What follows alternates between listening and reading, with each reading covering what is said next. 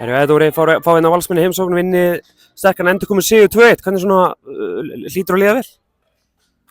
Já, bara mjög vel.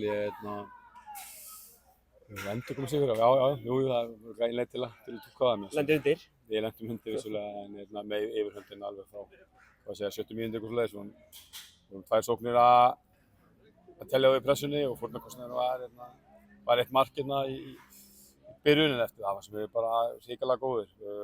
Varnarlega mjög öflugir, mjög hátt á það og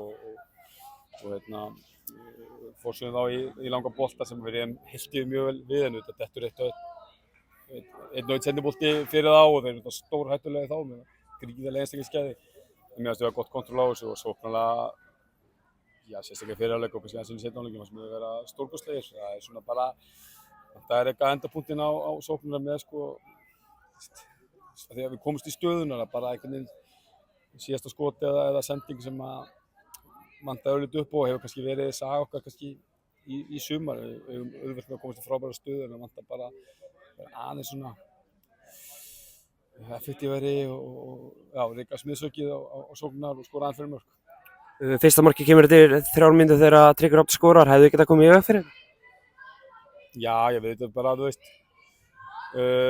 pressu á þannig að Valgeir ætlar að fara upp á bakvörð sem að sín ekki þörfa á og dunda boltanum upp í sólina og missa manni yfir okkur. Það er bara eins og það er og klálega þetta komið í veg fyrir það en þú veist, en einhver síður þá pressu á þann hátt að við viljum forsa þá í langa bolta sem þeir eru að lita stjórna og þá þurfum við að díla við þá þegar þeir koma en það getur komið fyrir það klálega.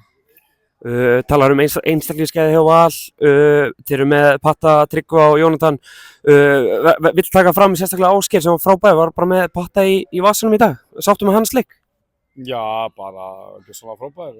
20 í dag, afmæli og þeir báðir hann og Viktor voru bara frábærir og þetta fleiri og svona við aðjustum pressuna þannig að hann hefði haldið Anton Loga, kannski hans nærun líka sem að svona kannski skeiði hans á hvernig var þetta að spila upp í hann. Frábær pósturspilari en já, við gerðum mjög vel með hann og við ætlum að fara þangað, Andri tekur Jónatan þetta líka bara og heldur hún niður í þetta leikinn, þannig að margir sem áttu mjög góðan leik. Andri Jóman skoraði, hann er ekki vanur að skora? Nei, hann laumar inn 1-1 og hverju sumri, það var það gríðarlega mikilvægt, þetta var mikilvægt fyrir okkur að ná þessu marki á þessum kafla sem við vorum bara búin að pinna og inn í eigin vítateg í lengri tíma og við vissum að það er ekki þannig út leikinn, þannig að það var gríðarlega mikilvægt að ná þessu marki inn og bara stórkostlega spilað og frábæra afgreiðsla og andra og við vitum að hann getur þetta. Aðeins út í lokamínútur leiksins. Valur vildi víti þegar Arjó skýtur í Viktor, Valur skorar. Hvað viltu segja um þessi atvik? Ég hef ekki mjög séð aftur, ég veit ekki hvað vildi víta á en ég ætla mér ekki því en þegar þið skora að við heyrum auðvitað sáskipti dómarana hérna á hliðarlínu og það var búið að dæma þetta brot löngu á hann að fyrirgjöfin kom, þannig að það var eitthvað sem gerist hann undan, þannig að ég var nú bara mjög rólegur við því. Úrslit kvöldsins, þeir núna einir á toppnum með stutt á milli í þessu?